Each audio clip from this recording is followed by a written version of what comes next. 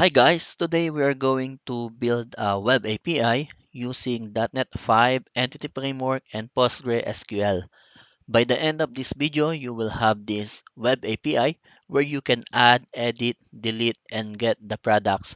And before we start, you need a specific software to write our code.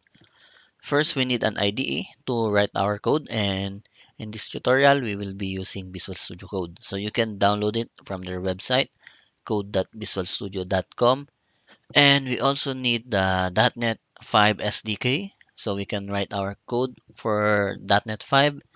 And lastly, this is an optional Docker because we are going to save our data in PostgreSQL, and instead of installing the PostgreSQL in my machine, I prefer to use Docker, then host the PostgreSQL and pgadmin in there. So you can either use Docker for your PostgreSQL, just like what I'm going to do in this tutorial, or you can just install pgadmin and PostgreSQL in your machine. So the choice is up to you. Here in Visual Studio Code, we need to install some extension so we can write a C# code. So go to extension. So currently I already installed it. It's called C# and then C# extensions. If you doesn't have this yet, you can just go and search here, type C sharp, and then it will appear here. C sharp and C sharp extensions. So after installing the needed extensions, go to terminal, new terminal, and then here, let's navigate to the folder where we want to put our project. So for me, it will be in the documents, and then in the documents, I will create a folder called projects, and then I will go inside the projects folder. Then here we will create our project, and we can do that by typing .NET new web API dash n, and then the name of our web API. I will call this products API. So when you see it said restore succeeded, then we can now go to file, open folder, and then let's open the folder where we put our project. So here products API, click select folder, and then wait for a little while until this thing appears in your VS Code. It said the required assets to build and debug are missing from products API. Add them. Click yes. And then after clicking that, go to this triangle thing. You can see this play button. Click this. It's running our application. And then when you got to this page, just go to slash swagger. And then if you see this page, then that means your project is running. So you can test this API. So just click this, try it out, and then execute. Then you will get this data. So where this data came from? It came from here in the controller. We have this weather forecast controller, and it already has this data which we are seeing here.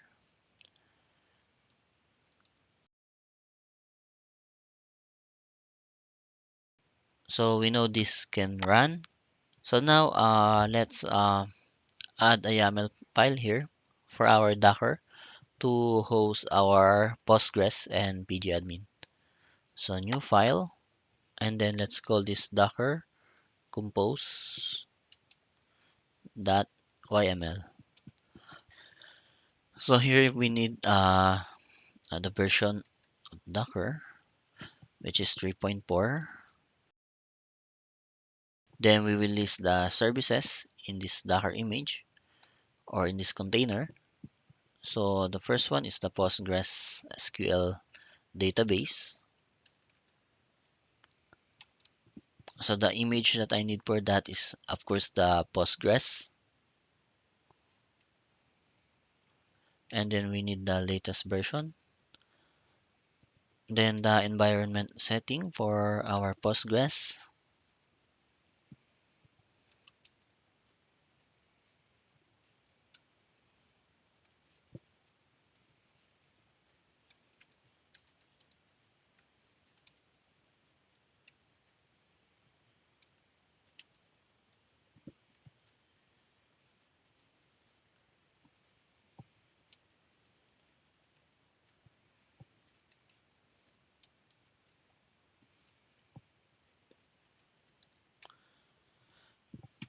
Then the port mapping. So the Postgres have a default port for 5432. Then we will also map it to our port 5432 of our local host.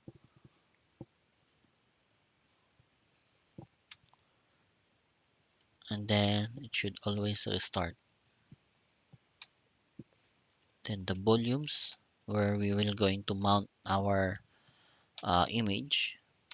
It is in the database dash data var.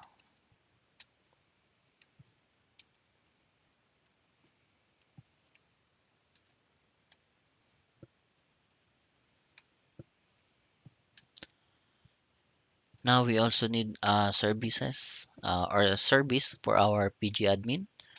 So let's just name this PG admin. And then the image that we need is the PG admin.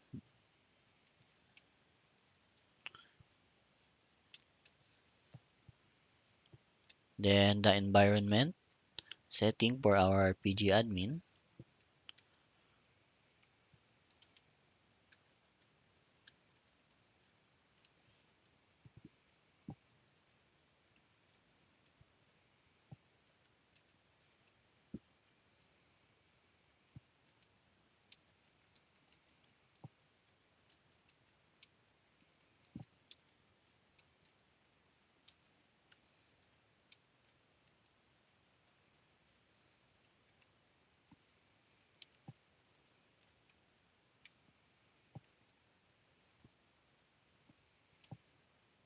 Then the ports.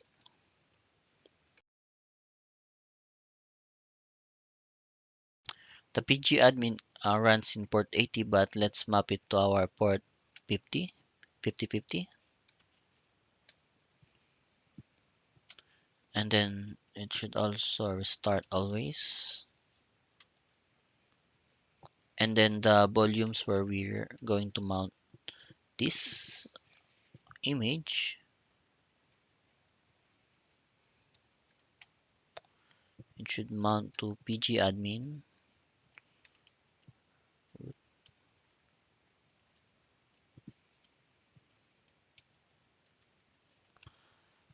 Okay, so let's create this the volumes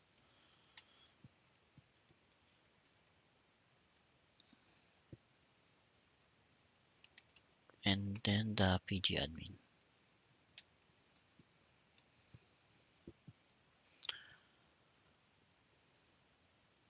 So this is our YAML file for our Docker container that contains the PostgreSQL and then the PG admin. So we can go back to terminal. Then we can just type the Docker compose, then up, and then let's add this detach. So it's Docker compose up dash D. It give us this error environment. So we mistype something. It should be environment. Okay, save it and then run it again. Okay, once it said done, you can open your Docker dashboard and then you can see here it is running. So just click in this triangle and then you can see the PG admin. Click on this, open in browser. So it said that this page isn't working, so it's probably still trying to boot up the image. Let's close this and go back to Docker again and then click it again, open in browser. And then now we have this login. So for this user and password, we can go back here in our Docker file or YAML file and then copy the default email that we put and then the password.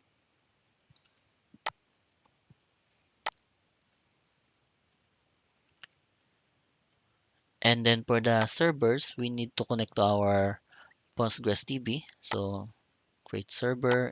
Let's call this products DB. And then for the connection, the host will be this PostgreSQL database. Then the port is 5432, and then the name of our database is productsDB.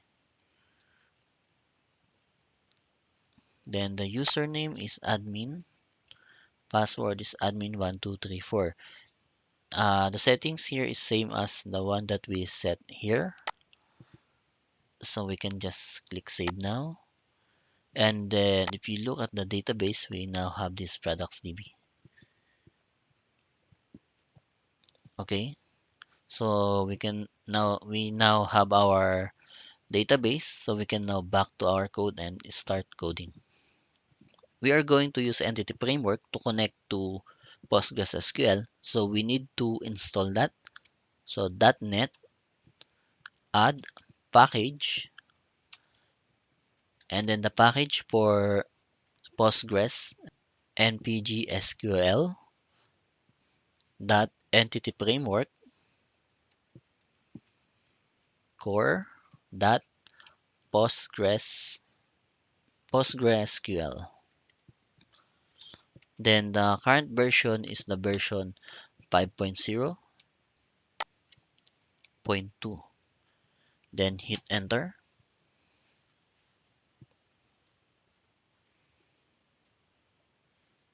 Then we also need to install the .NET tool so we can create migrations. I already installed mine, so I probably got an error when I tried to reinstall it again, but it's okay. Just to show you, it's so this is it. .NET tool install, and then --global .NET EF. So the next thing that we need to install here is the entity framework design. So let's do that here. .NET add package Microsoft dot entity framework core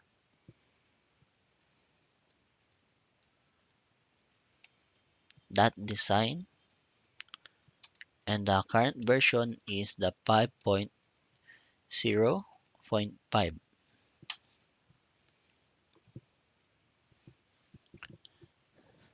Now after installing it, you can verify if you got the packages here in our solution. Where's that? This one.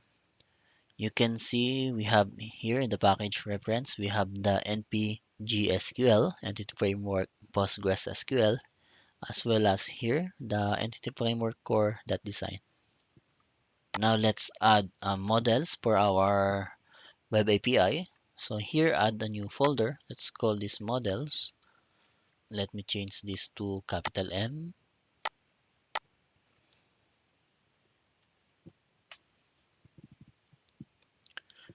Then inside the models, let's add a new class. Let's call this product.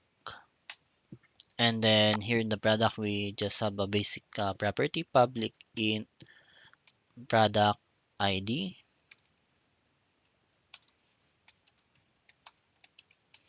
And then we have a name, which is a string, and then get set. And then another one, decimal price.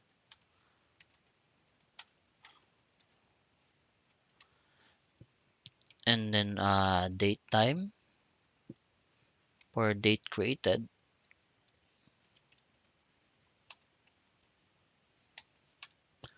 So let's resolve this reference using system. Okay. Now after creating our model, let's add a new folder. Let's call this data. And then first we need to create an interface for our data context. So right click, new C# interface. Let's call this iData context. And then here we will just have our DB set for our product, which we will call it products.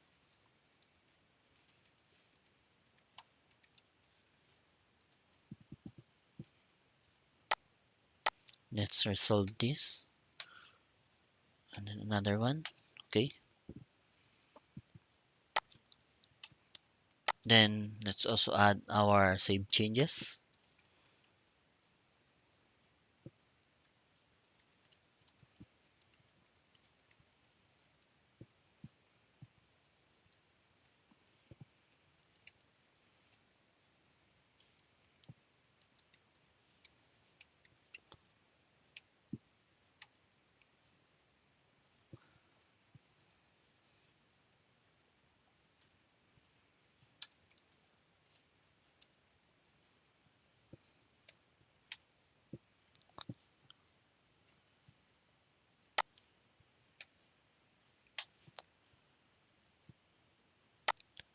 Okay.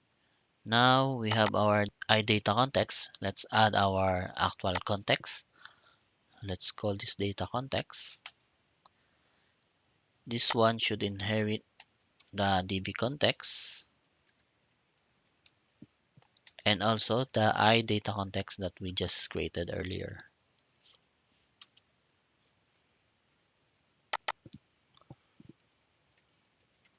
So we need here the DB context options, then the data context options, and then pass it to the base class options.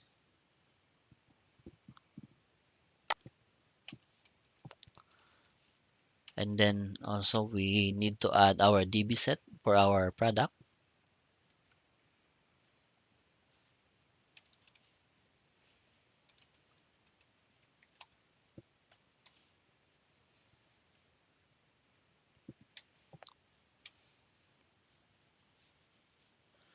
Okay, we are now done in our model and data context. It's now time to add our connection string in app settings.json.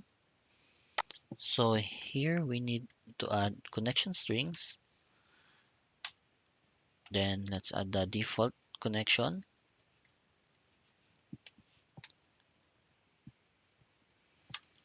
So for the default connection, we have our host equals to localhost.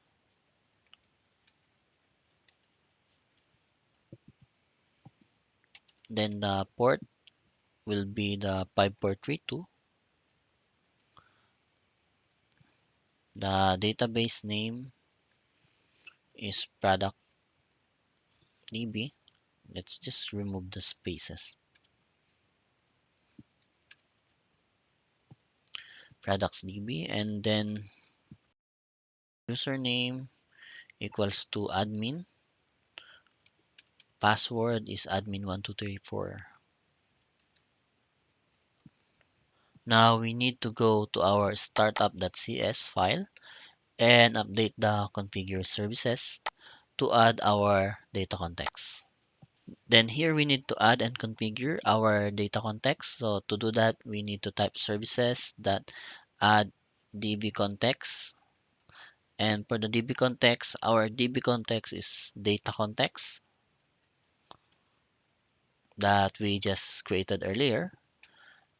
So let's resolve this. Let's add using products API.data. And then we need to pass an options. For the options, it should be the options that use npgsql. So let's add the entity framework core here. And then the connection string, it should be the get, no, not get. It should be configuration that get connection string, and then the name of the connection string. We call it default connection. If you are wondering why this is default connection, you can go back here in app settings.json and then just get this. Whatever name you put in here, go to startup class and then just paste it here. Then we also need to add dependency injection for iData context. So to do that, it should be services that add scope.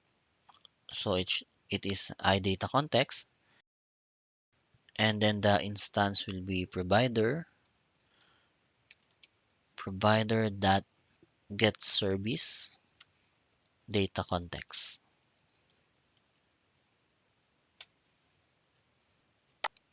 Okay, we are done setting up our model and data context. We can now create our migration. So to do that, just type .NET EF migrations, add initial migration.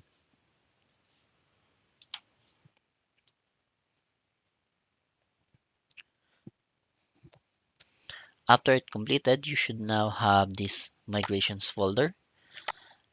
So let's try to update our database. .NET EF database update.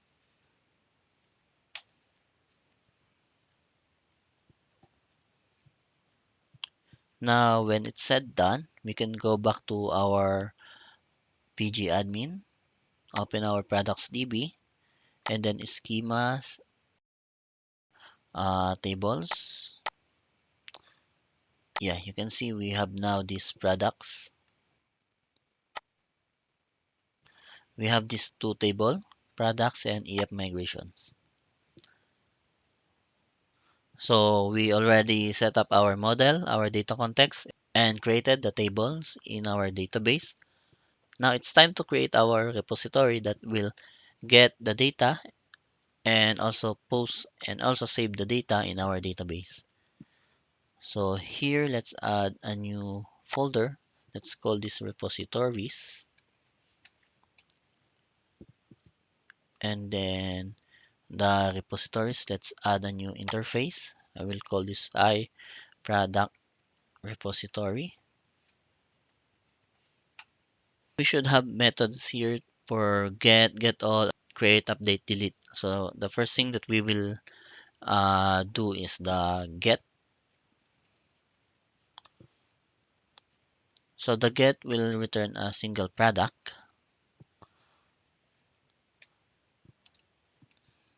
when a user or when we pass an ID of the product, it will return a single product. So this is our get.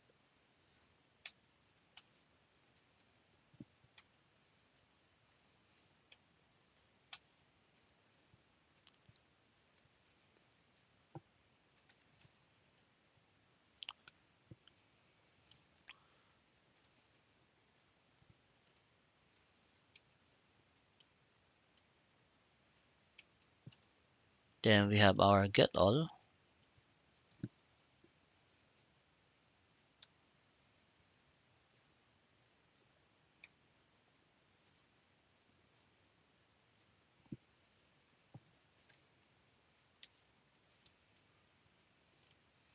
For the add, we are not going to return anything, just saving the product.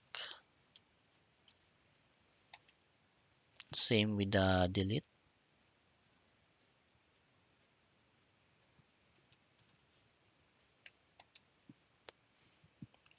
and update.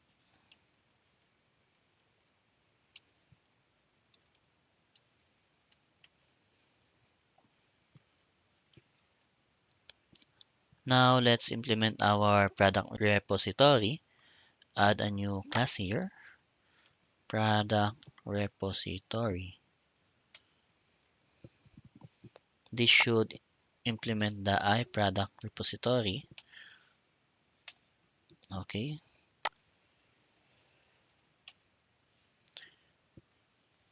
Then here in the constructor, let's inject the iData context.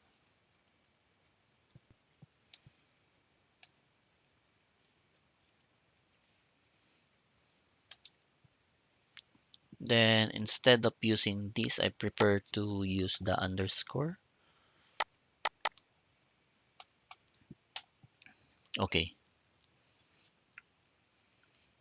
Now let's implement our repositories. So for the add, what we're going to do is context.products.add product, and then we just going to await and call context.savechanges async. Then this one should be async. Same goes with the other methods.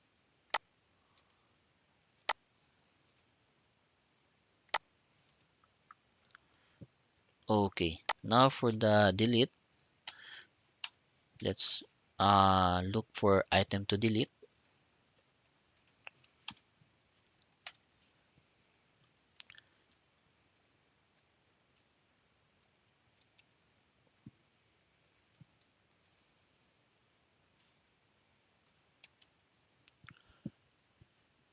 So if there is no item to delete, what we're going to do is we will throw a null reference exception.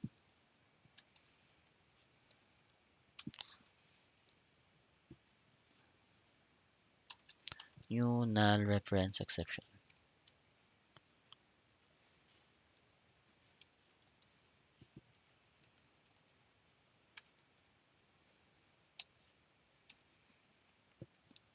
Then if we find an item to delete, what we're going to do is we will remove it to products,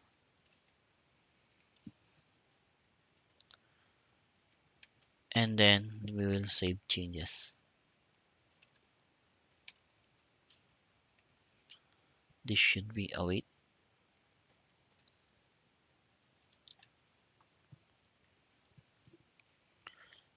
Then now for our get, we'll just do the same. Return await. We will just use the context that products that find async, then the ID.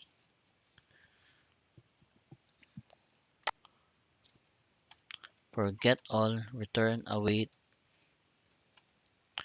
context that products that to list async.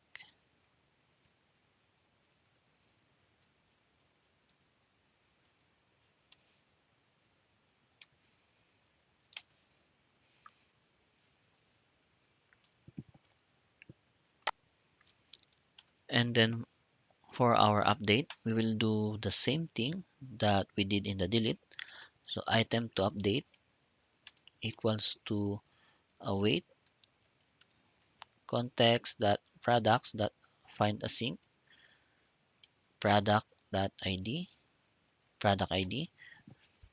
And then if we don't find an item to update, we will just throw a null reference exception.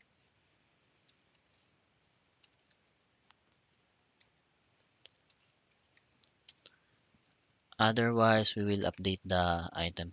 So item to update that name equals to product.name, and then item to update that price equals to product.price. So this is the only thing that we're going to update. We're not going to update the ID and date created. So we can just save this now.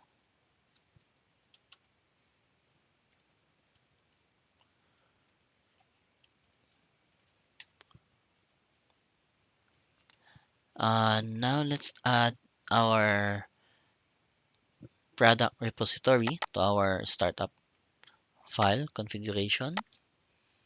So let's add services that add scope, I product repository, and product repository.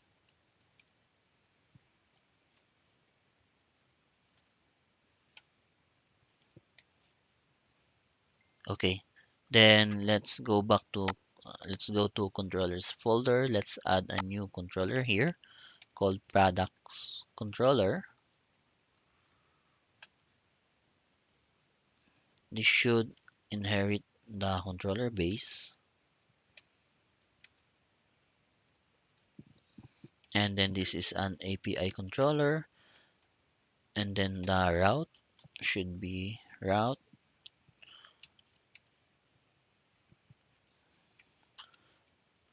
controller.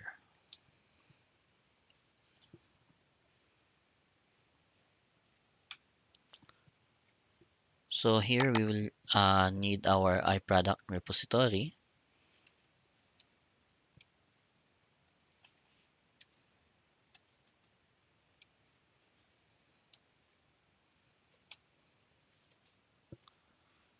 Let's add an underscore here, and then let's remove this dot and change it with underscore. Then let's create our actions one by one. So for the get, let's create public async task action result, and then this will return a product. Then let's call this get product.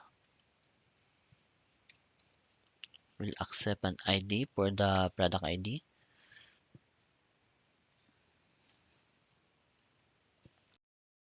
This should be an HTTP get that will accept an ID.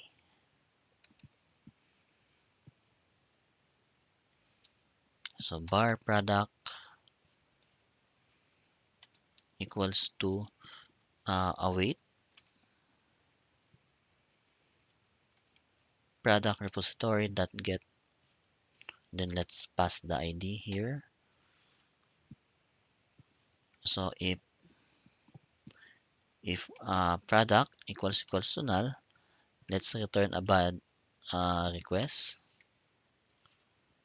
or maybe not found.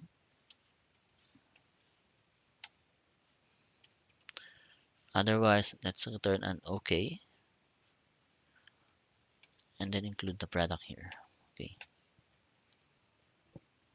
Then we have some missing reference here. Let's fix that.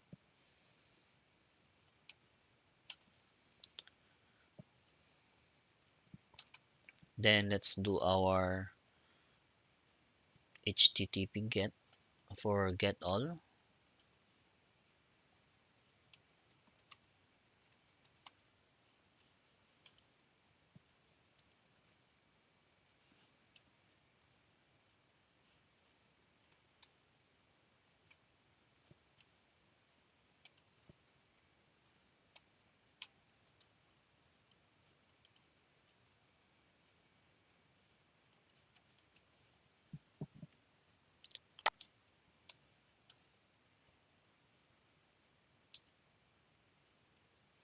Bar products equals to await product repository dot get all.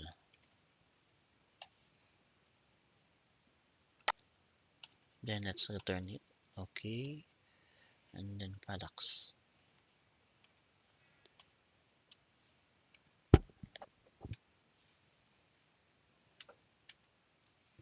Now we need the HTTP post to create our product. So public sync task action result,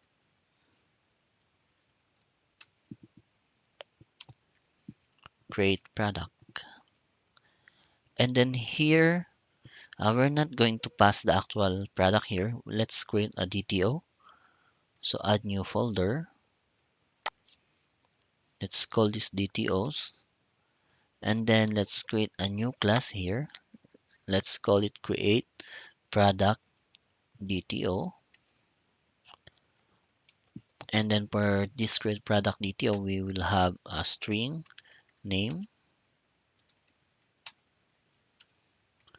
and then also a decimal for the price. So that's the only thing we need here. So let's go back to our controller. So we need the create product DTO. Let's call this create product DTO. Let's create a product entity here, bar product equals to new product.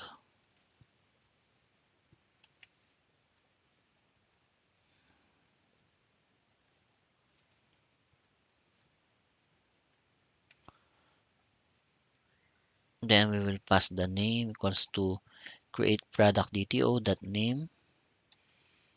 Then the price equals create product DTO dot price. And then date created equals to date time dot now. And then we will pass this to our repository that add product. And then let's just return OK.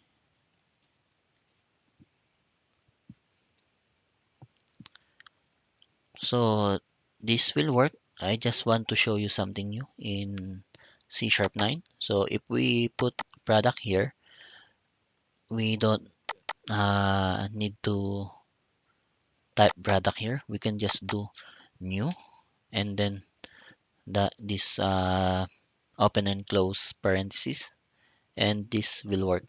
This is something new in C#9.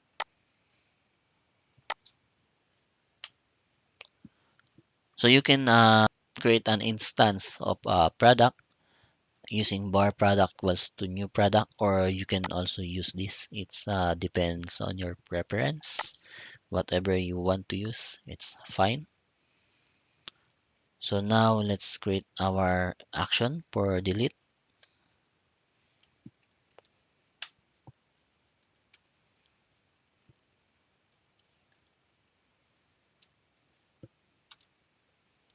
Delete product.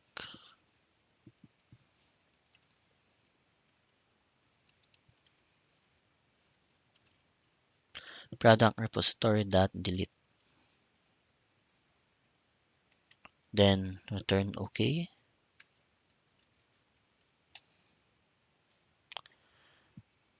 Then the last one is the HTTP put to update our product.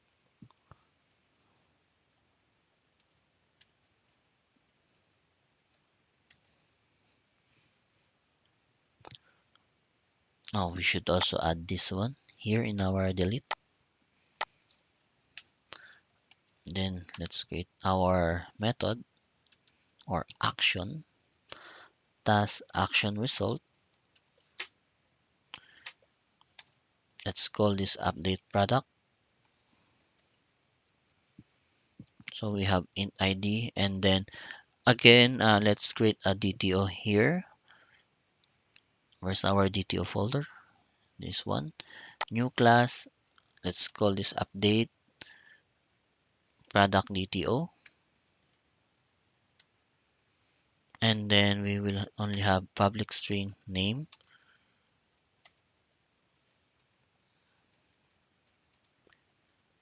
And also the price. Those are the only properties that can be updated in our data for our product data.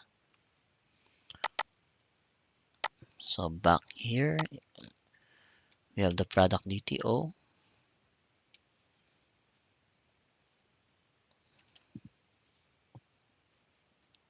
And then here, just like what we did earlier in the create product, we will create an instance of a product.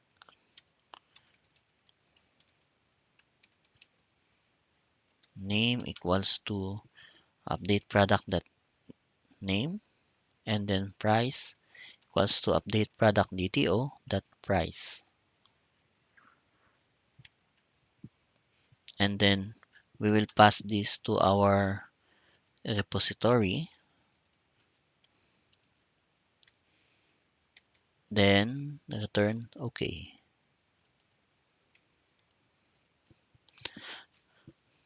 Up to this point, we created our model, we created our data context, configured it in our startup file, add the connection string to app settings.json.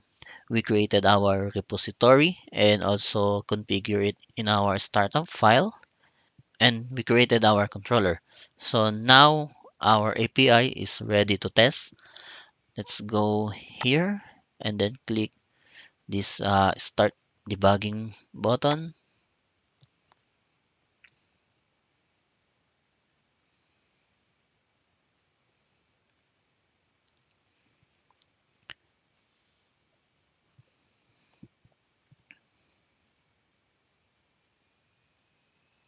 So we have an error in our controller. Let's go back here. Let's take a look. Oh, okay. So here in the controller, we forgot to close this bracket. Let's close that, save it, and then back to this. So this is the advantage of having this start debugging than rather than doing this. I will show you the other one, the other way of running it. We can use .NET Run, but if we do this, we miss the feature for debugging. So it's better to run it like this.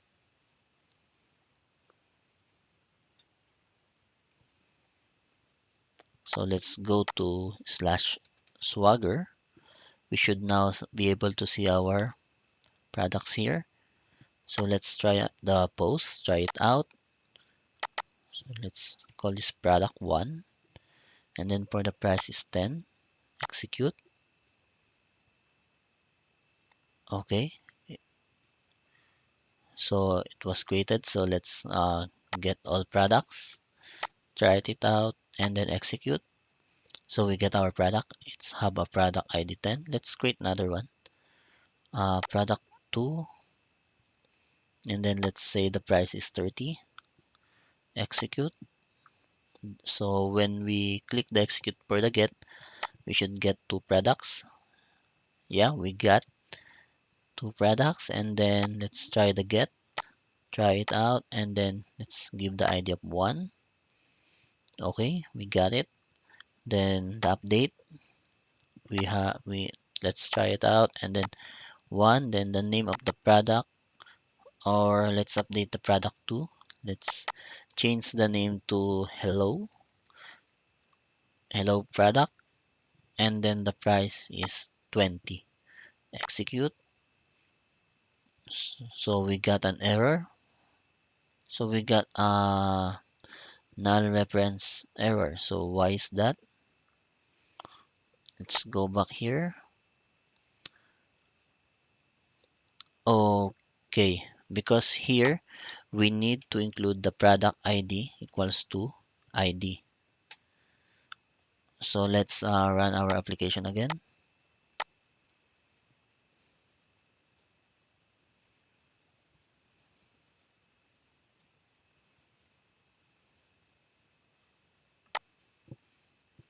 So once more, let's run this update.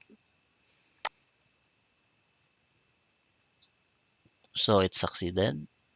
Let's try to get all the products again. So now it said hello product and the price is 20. Let's try the delete. Let's delete the product with ID 1. Execute. Okay, it said 200, so it's okay. Get all products. We should only get one product now. Okay, so our CRUD application is working. So I think this is the end of this video. So thanks for watching, guys. See you next time. Bye.